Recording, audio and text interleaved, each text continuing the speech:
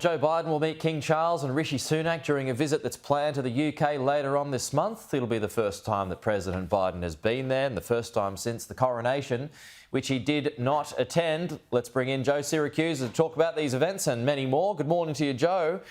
So an update of sorts when it comes to universities, some very well-known universities, and changes that will be made to its laws there. Plus, you've got an update on Afghanistan. Not such a great week when it comes to Biden. Oh, Pete, Biden has had a miserable week. On Thursday, the Supreme Court ruled that affirmative action relative to college admissions was unconstitutional. It was in violation of the equal aspect of the 14th Amendment. And then on Friday, the Supreme Court ruled unconstitutional Biden's attempt to provide mass relief for student debt. So, you know, he continues to alienate the sort of the progressive or the left wing of the party this way. And then, of course, Friday afternoon, the State Department released something that, you know, didn't expect much action. And that is because it was released on Friday afternoon on a long weekend, was the after action report on the Afghan evacuation for the military presence there. And of course, Pete, as you and I both know, that was a disaster that sent all kinds of wrong signals to everybody.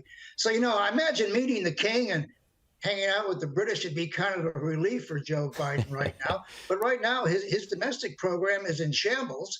And I don't think he's going to, he can't repair the damage here, recover these people. He made them serious promises. He's promised people $10,000 on their student debt, maybe $20,000, can't deliver.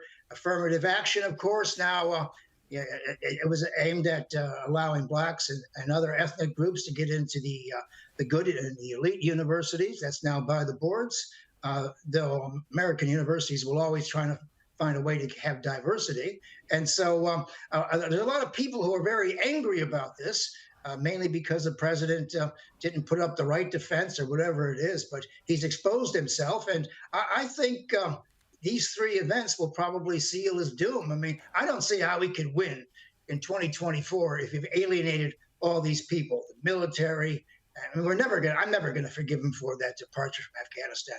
That was just a lot of people won't. And speaking of war zones, I've got to get your thoughts on this, Joe, because it was quite curious that Volodymyr Zelensky has met up with Greta Thunberg in Ukraine on the weekend. I mean, it's not like he doesn't have 100 other things or 100 other people to prioritise in a war zone.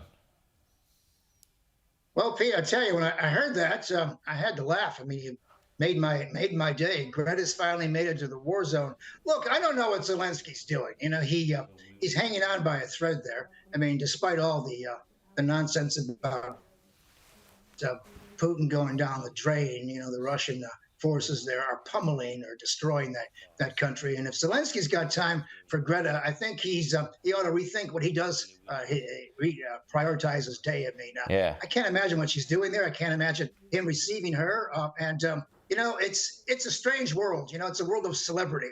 So here we have a celebrity president of Ukraine meeting the poster girl for climate change. Can you think of a country that is far away from climate change as Ukraine? Well, struggles to feed people? It wouldn't take Einstein to work out that war is bad for the environment. And I mean, you would have thought that the people of Ukraine would be more worried about other things, i.e. staying alive.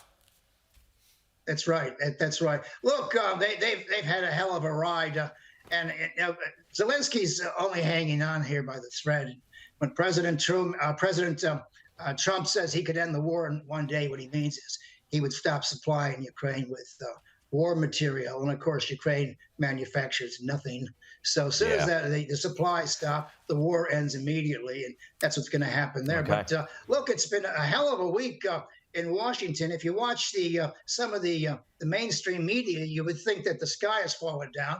On the other hand, these justices, and I'm not going to call them conservative or liberals. You know, some of them are originalists, they're strict interpretation of the Constitution. Okay. Some are broad interpretation. And what they said was, you know, we're going to hold you accountable by the constitutional standards of the founding fathers and others. So, you know, I think Biden's going to have to play the game if he's going to survive another day. Okay, Joe Siracusa, good to see you as always.